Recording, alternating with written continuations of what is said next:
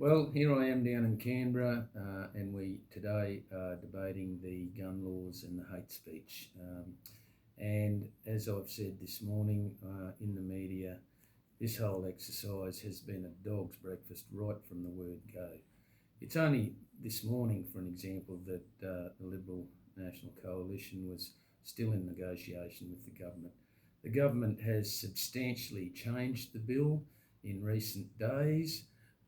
And as I said, there couldn't be anybody who can possibly understand fully the ramifications, the unintended consequences if we pass this bill.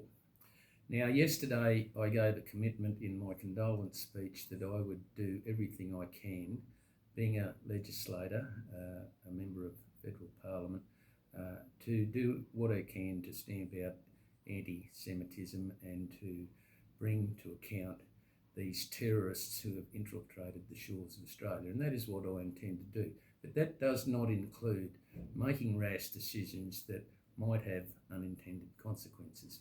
So the government, in their wisdom, has decided to split this bill into two parts, the gun laws part of it and the hate speech part of it. So I'd like to address those two parts very briefly so that everybody can understand where I'm at in respect to those two parts of the bill. First and foremost, the government has given us notice that they will guillotine the debate in the lower house today at 3 o'clock, so they've allowed us 5 hours of debate time to discuss these two bills, which are extremely important to many Australians. That very fact does not allow most people in the House to even have a speaking opportunity, and that highlights the fact that this whole thing is just crazy insane, that hasn't been thought through properly. It's been chopped and changed and does not allow proper debate to happen or proper scrutiny of the bills. In respect to the gun laws, we've just voted on them. There was about an hour and a half speaking time on that. I have opposed the bill, as has the Liberal National Coalition. This whole Bondi episode was not about guns. This was about extreme Islamic terrorism and the fact that the perpetrators of that heinous act at Bondi had access to weapons. Now, I think that is a systemic failure of our security agencies, the federal police, the state police, and the bureaucrats that control our gun registration, our gun laws and so forth, and the fact that they have simply not communicated or interacted in any way by identifying these people as terrorists and allowing them to have weapons. They are, as a consequence, moving to restrict gun ownership for many law-abiding citizens in Australia, and it's got nothing to do with gun ownership. The fact is that these two perpetrators were identified by our security agencies, and they have failed to recognise the fact that they had access to weapons. Furthermore, for one of them to purchase 3 of the same sort of weapon in a matter of months should have raised a flag, and it didn't. Now, those issues need to be dealt with. The fact that these people are extreme Islamic fundamentalists inciting hatred and terror also needs to be dealt with.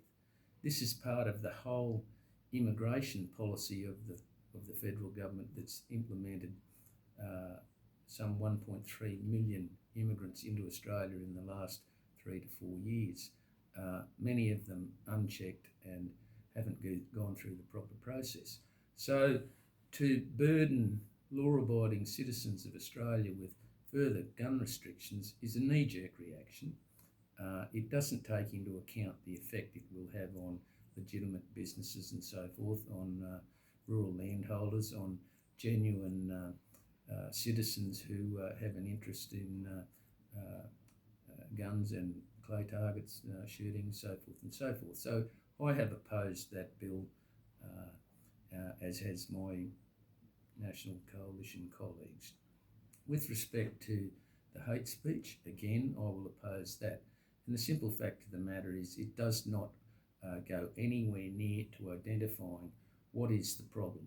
And the problem is these extremist Islamic groups that preach hate and violence. I listened to the minister's speech just 10 minutes ago in the House, where she has failed to even identify that. So for me, I can't see that as a legislator that anybody could possibly understand all of the machinations around the debates and the changes to the rules and how they might affect normal Australians. I think we should let the Royal Commission take its course and examine all of these issues carefully and prudently before any decisions get made. This thing is totally rushed. It has not been given the scrutiny that it deserves, and on that grounds alone, I reject the bill in its entirety because I think it is unfair on most Australians to have a bill that will affect everybody with unintended consequences.